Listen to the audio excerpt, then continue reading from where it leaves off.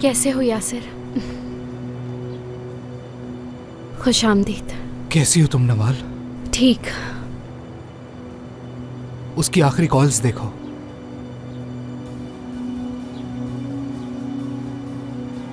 मुझे भी देखकर बुरा लगा था।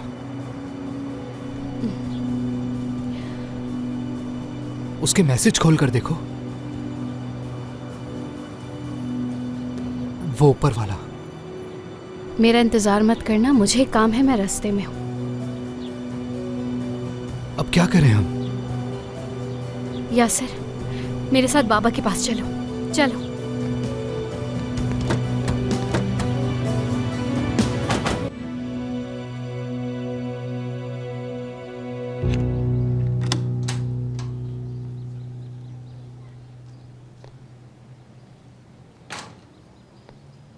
कैसी हो अनम? ठीक हूँ मुराद भाई, आप कैसे हैं बताएं? मैं ठीक हूँ। तुम बताओ, कहीं जा रही थी? मैं गई थी, कहीं होकर आ गई। अच्छा, तो तुम वापस आ गई। क्या करूं, आजकल कुछ समझ नहीं आ रहा। खैर, देखते हैं।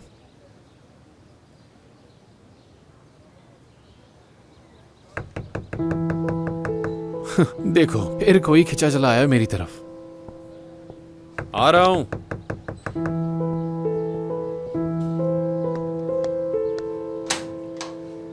अरे नवाल, खुश आमदीद।